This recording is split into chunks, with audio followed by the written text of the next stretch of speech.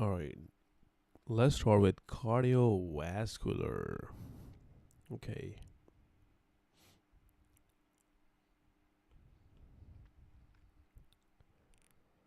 so cardiovascular embryology. So, what do we have here? We have heart morphogenesis as the first functional organ in the vertebrate are embryos, beat spontaneously by week 4. So, 4 week is important, right?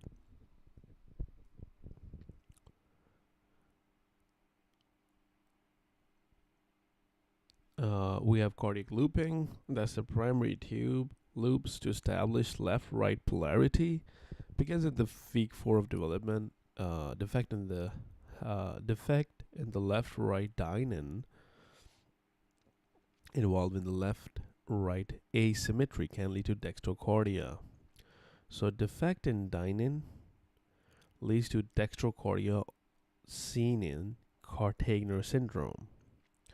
What is dynein and kinesin, right? What are these two for? So, dynein, it's a retrograde transport, and kinesin is the anterograde transport. And what is the mnemonic for these two? So the way I think about it as, so when you die, you go down, right? Like you're buried in the earth. So you're retrograde. So die, you go retrograde down. So we are living above this right now, right? But when you die, you go down, right? So that is the dynein. It's a retrograde transport. And if the dynein is retrograde, the other guy has to be the intergrade. So kinesin is going to be intergrade. So that is my mnemonic. But if you have any better one, that's also good. Then you have moving on with the separation of the chambers with the atria. Atria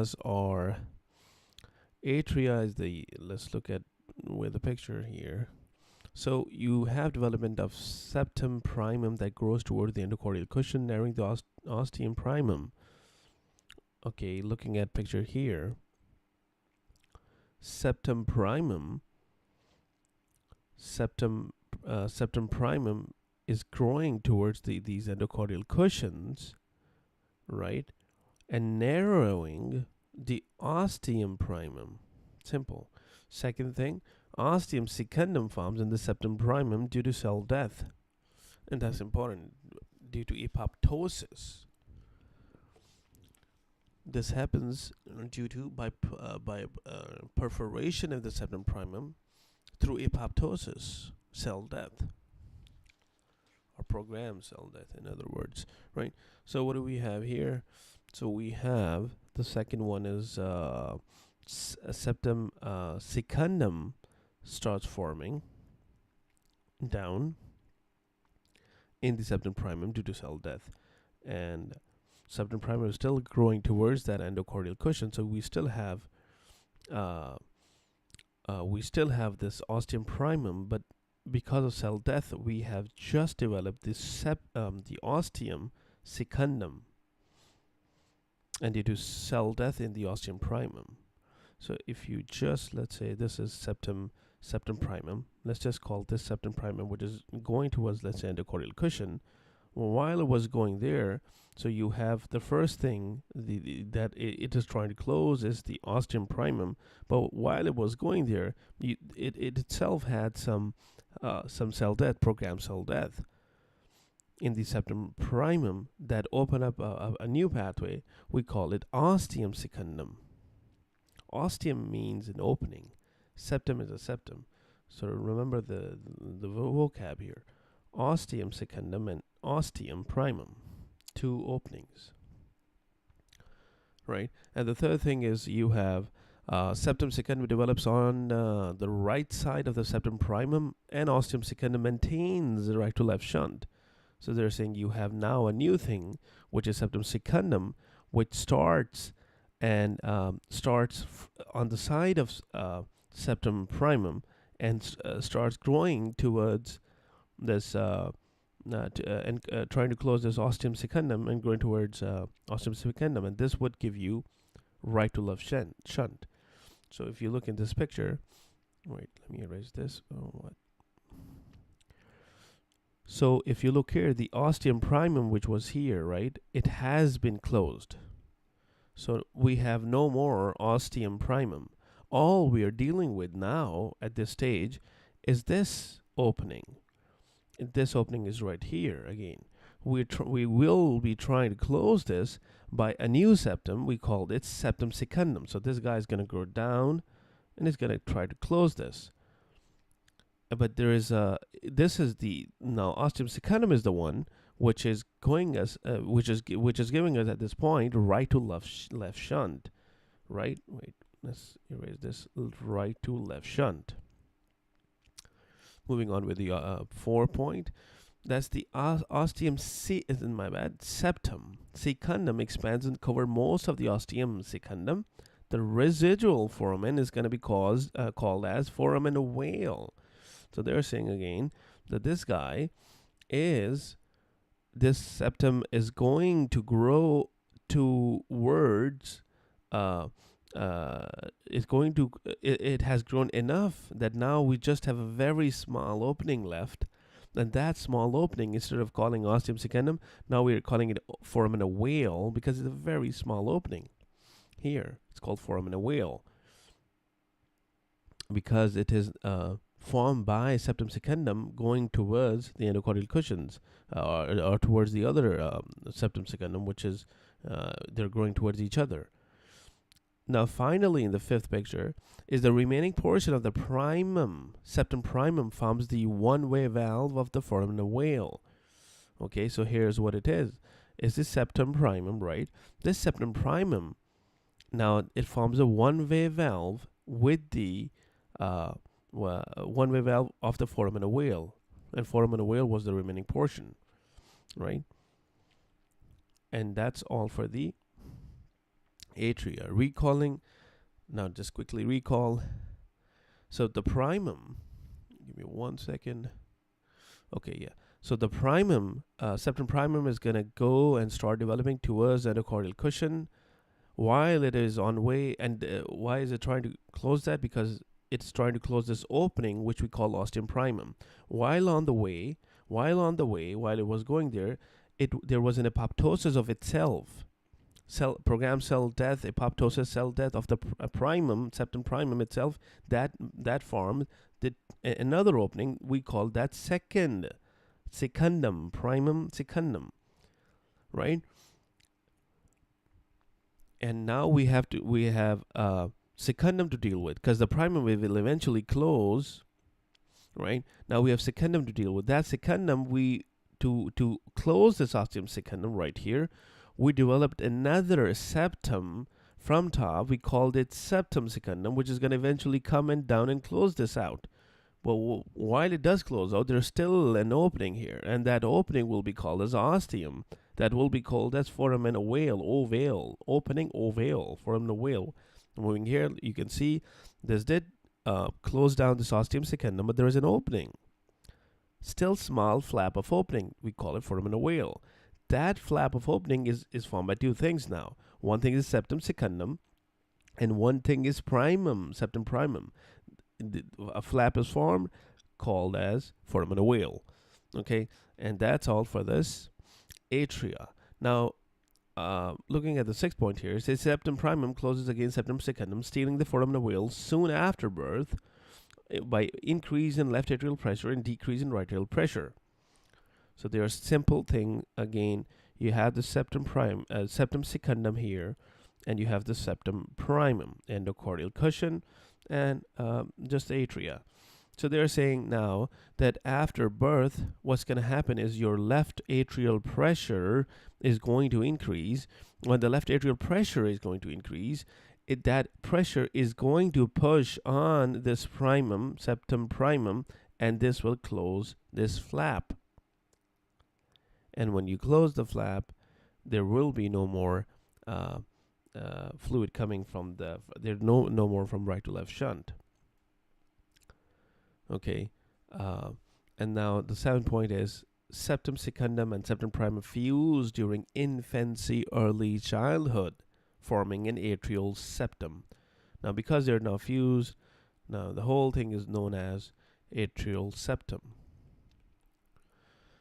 Now, parent foramen ovale, what is that? It is caused by the failure of the primum, septum primum and septum secundum to fuse after the birth. Most are left untreated. Can lead to paradoxical emboli. What is paradoxical emboli? Let's read about it. It is a venous thromboembolic entering the systemic arterial circulation through right to left shunt. Can occur in atrial septal defect as well. So simple things, very high yield though. What is this? So they're saying if you have, let's say this is inferior vena cava, right? Inferior vena cava. If you have any thrombus going into the right atrium, into the right ventricle, normally what happens is, and in a normal person, from the blood goes from right atrium to right ventricle into the lungs, right? And in the lungs, that small clot is gonna go in, and it starts. It goes into the lung and does not come out of the lung into the left atrium. And from left atrium, we're looking at left ventricle, and eventually looking at circulation, or even going to the brain, causing stroke, or anything. It can go and cause stroke. Not only stroke, but GI. It can cause any ischemia of the GI. Anything can happen as soon as you are in systemic circulation. But now the question arises that because these small thromboembolic these thromboembolisms, they're very small, and they will get lodged within the lung, and they will never come out of the lung. So in normal patient, you will never see someone who has a DVT, deviant thrombosis, and emboli comes up, and an emboli goes into the right atrium, the right ventricle, goes into the lungs, and goes into the left atrium, left ventricle, and then systemic circulation. It's not going to happen because it's going to stop right here. It's going to cause PE, pulmonary embolism. It's going to block right here. But now here the problem is, if you have opening, which is foramen ovale, an opening from right atrium to left atrium, you have an opening. So as soon as some clot comes in here, it's going to go straight from the foramen ovale to the left atrium. From left atrium, it has to go straight into left ventricle to systemic circulation, causing stroke. Or if you have atrial septal defect, as they have mentioned, you have atrial, the whole septum is out. So still you can have this. The emboli can go from right atrium to left atrium and going into the left ventricle and eventually circulation, right? So that's why they call it paradoxical. That normally doesn't happen, but paradoxically, you don't think about it, but it can happen if someone has their foramen ovale was patent, and you don't see it enough. And I mean, it's there, but it's not symptomatic unless something happens. So they're saying, okay, fuse after birth but left untreated can lead to paradoxical emboli if you leave it untreated, right? Let me read one more time so it makes sense. So parent foramen ovale is caused by failure of the septum primum secundum to fuse after birth. So there is no fusion. When there is no fusion, which are left untreated, they can lead to paradoxical emboli, which is venous thromboembolism entering systemic arterial circulation to right to left shunt, and can occur in ASD as well. So this is all about PFOs, which are parent foramen ovale. Moving on with the next one, which is called hard morphologies, hard morphogenesis, ventricles. In the ventricles, we have muscular interventricular septum forms. So muscular interventricular, I'm going to highlight here, is this one. So muscular interventricular forms, opening is called interventricular foramen. Okay, we have an opening. We see an opening here, and this opening is called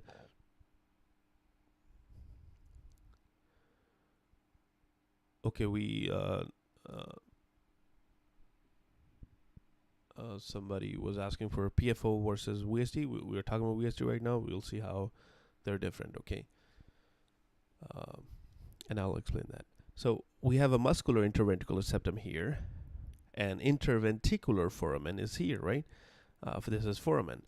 Um, opening within the ventricles is called interventricular foramen. Now let's look at the second point. Second says our aorticopulmonary septum rotates and fuses with the muscular ventricular septum to form membranous interventricular septum, closing the interventricular foramen. So this is our aorticopulmonary septum, as it's stated by right here, right? Aorticopulmonary septum. So this would rotate, this aorticopulmonary septum would rotate, and it will fuse with this muscular one, and it would eventually close up this interventricular foramen. Again, aorticopulmonary septum rotates and fuses with the muscular. So this guy is going to let's say this guy, aorticopulmonary septum, is going to fuse with this, will close out this guy, which is interventricular foramen. Simple, right? Now growth of endocardial cushions would separate. So they haven't drawn the endocardial cushions, but here let me change color. Endocardial cushions are supposed to be between atria and ventricle. So here's, let's say, the endocardial cushions. So what are they saying is they're saying they are going to grow towards each other. Endocardial cushions, they separate the atria and the ventricle, contribute to both atrial separation and membranous portion of the interventricular septum. So they're going to get closer to each other and close off this atria versus ventricle. One thing. On top of that, they are also separate and they contribute to both atrial separation and membranous portion of the interventricular septum. So what is the membranous portion? Right here, membranous interventricular septum. This is a portion of the interventricular septum which is membranous. It's called membranous interventricular septum. Okay, so that's what we have. So what is VSD now? VSD, it is a ventricular septal defect, is the most common congenital anomaly. Usually occurs in the membranous septum. So they're saying right here, it's going to occur most likely in the top portion of the ventricle, which is the membranous septum, and it is right there. Now, other things they haven't mentioned is the rotation here. Let's also talk about this one. So rotates. The aorticopulmonary septum rotates, right? So normal is the spiral. It rotates. If you look here, it is spiraling. It's a spiraling of the aorticopulmonary septum that results in from the right ventricle you would have coming out the pulmonary vasculature, and from the left ventricle you will have the aorta coming out of the left ventricle. That's due to spiraling. So if you don't have the spiraling, if the spiraling does not occur, what's going to happen is that you would have, it's called linear aorticopulmonary rotation instead of spiraling rotation that would lead to TGA, transpositioning, and we will talk about that in pathology, but that's going to lead to transpositioning of the great vessels, in which case from right ventricle you will have aorta, and from left ventricle you will have pulmonary veins because of the transpositioning of the great vessels. Okay, so that's what we have for that. Looking at the next one is the outflow tract formation. You have the neural crest cell migration, which leads to truncal and bulbar ridges that spiral and fuse to form an aorticopulmonary septum, which leads to ascending aorta and pulmonary trunk. Again, aorticopulmonary septum is eventually, which cell has to migrate to form that aorticopulmonary septum? Neural crest cells will migrate, cause the spiraling and fusion of the aorticopulmonary septum, right? And that's important. Neural crest cells for aortopulmonary septum, leading to formation of eventually ascending aorta and the pulmonary trunk. High yield. Okay, conotruncal abnormalities associated with the failure of the neurocrest cells to migrate are transposition of great vessels, high yield, TGA, which we just talked about up top, tetralogy of Fallot, high yield, TOF, and persistent truncus arteriosus, PTA. Okay, now let's look at the valve development. What is the valve development? Valve developments are aorticopulmonary, aortic, and the pulmonary are derived from those endocardial cushions that we were talking about, which were separating the atria with the from the ventricles, while the mitral and tricuspid are derived from fused endocardial cushions of the AV canal. So endocardial cushions are the outflow tract and all endocardial cushion of the AV canal. But important thing is valve development all occurred by endocardial cushions. So valvular abnormalities could be stenotic, regurgitant, atretic, which is tricuspid atresia, or displaced, abstinent anomaly. Right. Moving on to the arches. Okay, arches. Aortic arch derivative. The first one is the first arch is maximal. Maximal is the maxillary artery, part of the maxillary artery, right? Second is the second stapedial. As for second, as for stapedial, if you can remember high, great. Third is 3 letters is C. C is the third letter, so common carotid artery. And you can see it here, common carotid artery, which is and then the proximal part of internal carotid, and some part of external carotid. Actually, just the internal carotid. So these two things are C, which is third. Fourth is the on the left side aortic arch. On the right side, we have the proximal part of the right subclavian artery.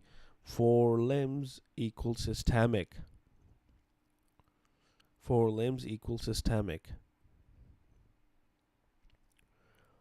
Now there is no fifth, so there's sixth. This is high yield. Why? Because it's going to give rise to proximal portion of the pulmonary arteries on the left side and ductus arteriosus, high yield. So sixth is giving rise to the ductus arteriosus. Sixth arch equals pulmonary, and pulmonary to systemic shunts, ductus arteriosus. So 6 give rise to ductus arteriosus. Okay, so that's what we have for aortic arch derivatives. Then we have the next one, which is called heart embryology. Heart embryology is very simple. What do we have? So the first thing we have is, so let's look at here.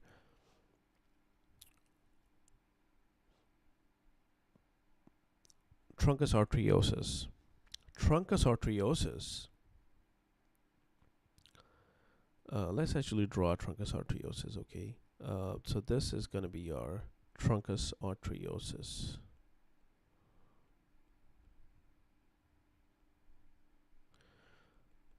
This is truncus arteriosus, right? So truncus arteriosus gives rise to ascending aorta and pulmonary trunk. So it's truncus arteriosus giving rise to 2 things: ascending aorta and pulmonary trunk. That's truncus arteriosus. And these 2 things are just the things which are coming out of the heart. So truncus arteriosus gives rise to something that comes out of the heart, which is ascending aorta and the pulmonary trunk. Now we have the bulbus cordis.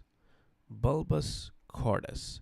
It is a smooth part of the left and right ventricle. So we have, this is the ventricle. It is the smooth part of that ventricle.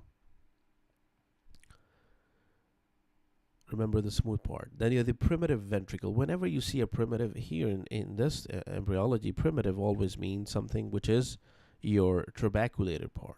Trabeculated part.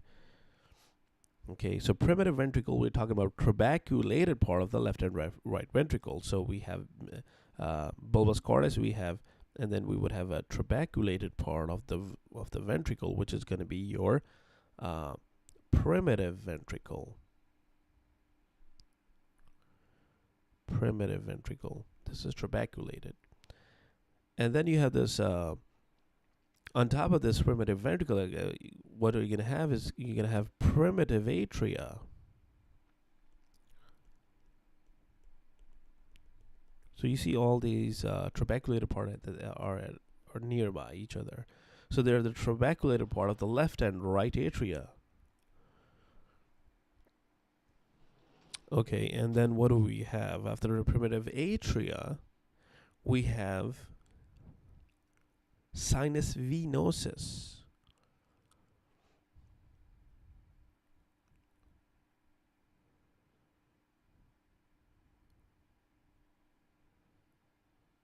So here's going to be your sinus venosus.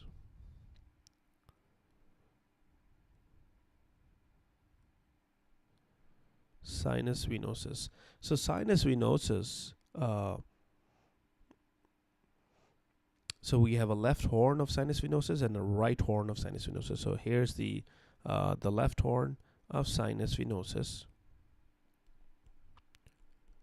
and this is going to be the right horn of sinus venosus. This sinus venosus, the left horn, gives rise to the coronary sinus, CS, while the right horn gives the smooth part of this ventricle. So this is the smooth part of the ventricle, right? Smooth part of the right, my bad, not ventricle, atrium. Smooth part of atrium is due to right sinus venosus. Okay. Endocardial cushions.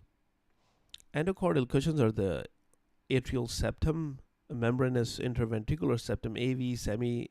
So all the valves, we know that. On top of that, we're talking about atrial septum and membranous interventricular septum, and all the valves.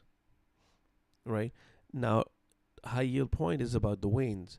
Right common cardinal vein and right anterior cardinal vein, they are going to form superior vena cava. So what are we looking at? We are saying that, let's just do it here. So this was about coronary sinus, and this is all about your superior right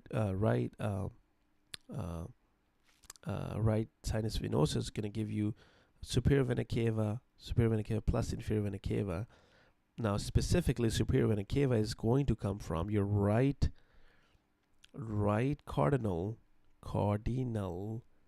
vein, and inferior vena cava will be the other cardinal veins, and we will read that above. So right common cardinal vein, right anterior cardinal. So all the right ones, no matter you call it anterior, common, all the right ones are the cardinal vein, are giving the superior vena cava. So they're giving rise to SVC, high yield. All the other ones, not the right ones, the posterior, the cardinal, subcardinal, anything with the posterior one is going to give you the IVC. So other cardinal veins, or you can also write posterior cardinal veins, will give rise to IVC. So who's giving rise to high yield? Is high yield point, okay? Who's giving rise to superior vena cava? The right cardinal veins. Could be right, could be two things, right? Right is the common, right common, and right anterior. Who's giving rise to IVC? The posterior. That's important. Now, who's giving the smooth part of the left atrium, which we left here, right? And that is given by the primitive pulmonary vein. Primitive. This is only exclusion to that mnemonic that primitive is trabeculated, because this vein is not supposed to be trabeculated, right? So primitive is the left atrium, which is right here. Okay, let's also look at, I guess, let's just recall this and move it on. Okay, so we have the truncus arteriosus. Look at this picture. Let me do this. Truncus arteriosus. Truncus arteriosus gives rise to ascending aorta, pulmonary trunk. Then this after truncus arteriosus, we have the bulbus cordis, which is your smooth part of the ventricle. Both ventricles we're talking about. Primitive ventricle is giving you the trabeculated part of both ventricles. And here's the endocardial cushion, which gives off the valves. On top of that, it gives off these two things, which is ASD, atrial septals and interventricular membranous septums. And that is your endocardial cushion. On top of that, you have the trabeculated part of the atrium. This is given by primitive atrium, the left and right, but the smooth part on the right side is given by the sinus venosus, SV. Sinus venosus gives off the smooth part of your right atrium. And who's giving the smooth part of the left atrium? That is done by primitive pulmonary vein, right? If you recall, the left atrium, who enters the left atrium? So left atrium, this is left atrium, right? So pulmonary vein enters left atrium.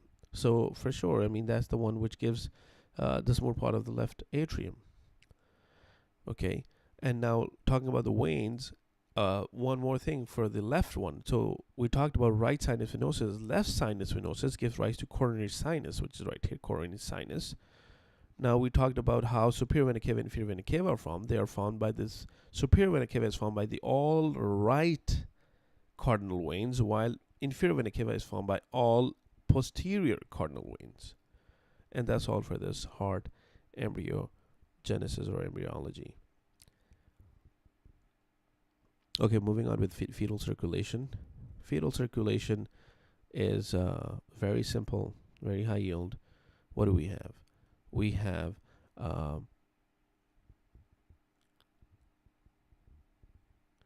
here you go. So blood in the umbilical vein has about PO2 of 30 mmHg and 80% saturated with O2. Umbilical arteries have low O2 saturation. There are three important chunks. Blood enters the fetus through the umbilical vein.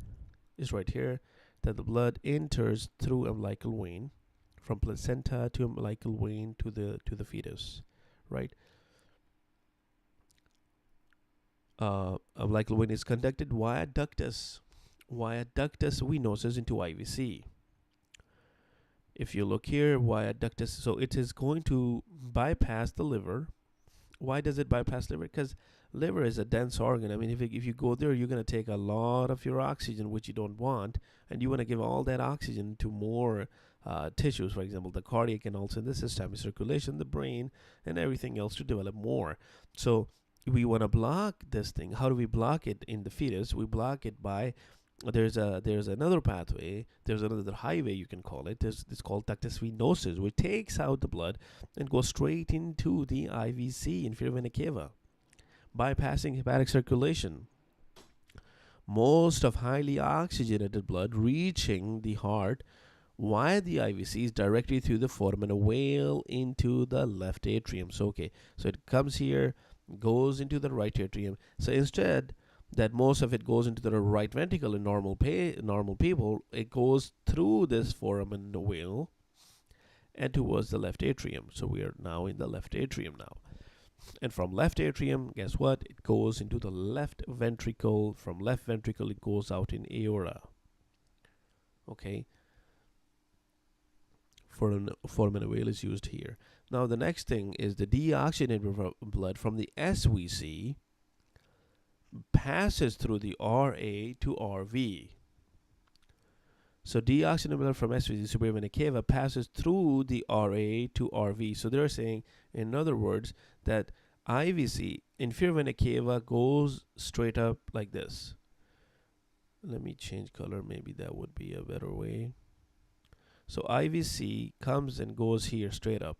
But the SVC, instead of going down, because it's coming from top, so it goes into right ventricle. From right ventricle, because we need some fluid in the lungs, right?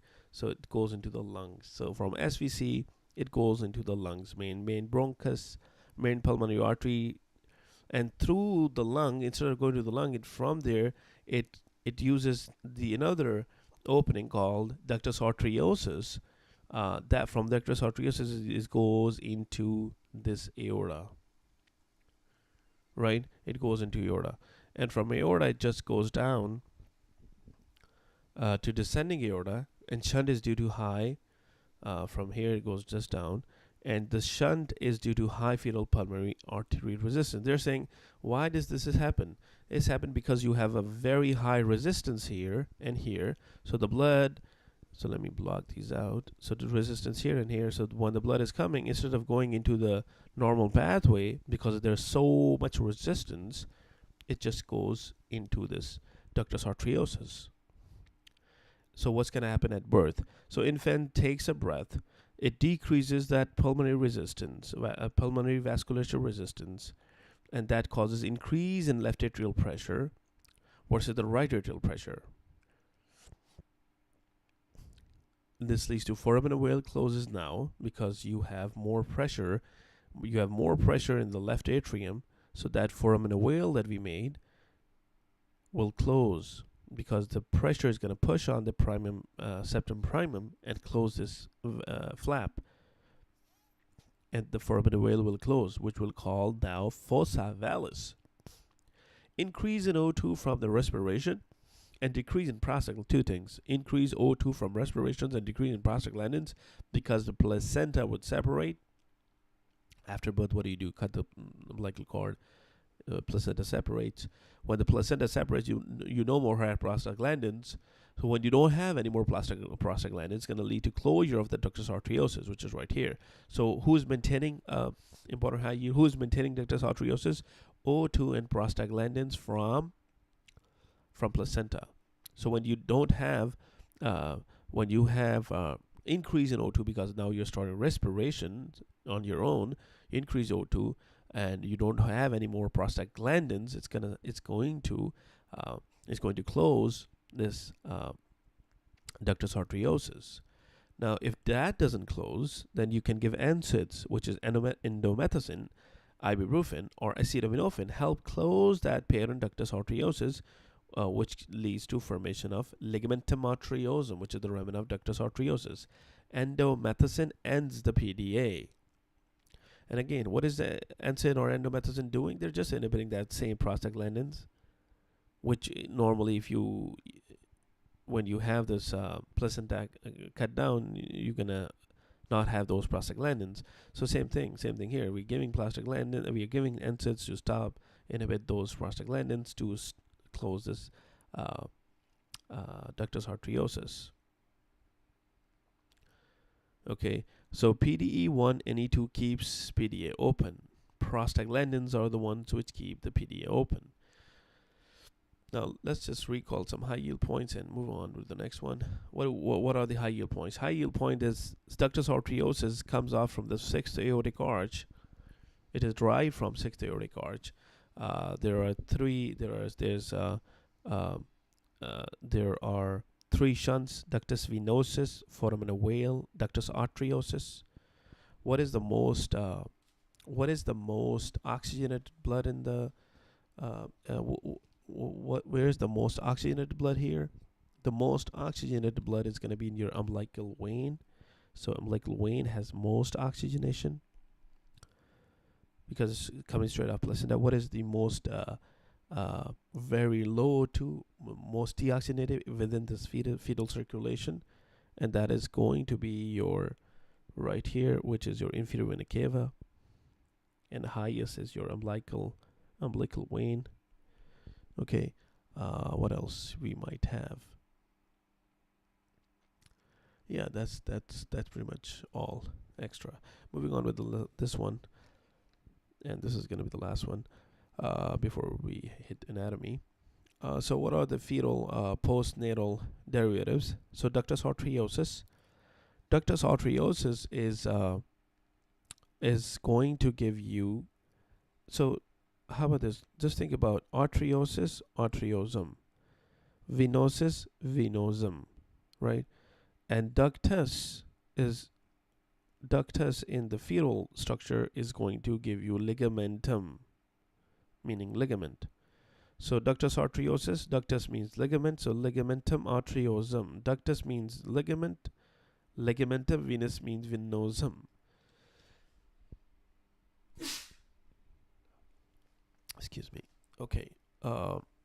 And for the ductus arteriosus, what do we have? It is near the left recurrent nerve.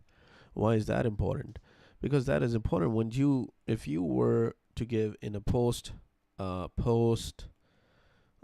cardiac surgery. When you're doing a cardiac surgery, you can give nick, meaning you could specifically cut it down a little bit, like just have a little nick to this uh, left recurrent nerve, which is very near the ductus arteriosus, ligament arteriosum. In the cardiac surgery, you can give a nick to it, and this will lead to hoarseness as a complication. So that's why that is important. Okay. Foramen ovale is the fossa vallis. Allantois it leads to urachus, which leads to median umbilical ligament. Umbilical arteries can give you medial umbilical ligament. So median, allantois, umbilical, medial umbilical ligament. Umbilical vein, on the other hand, is the ligamentum teres hepatis, which is the round ligament containing the falciform ligament. That's all for the fetal postnatal derivatives. Moving on with the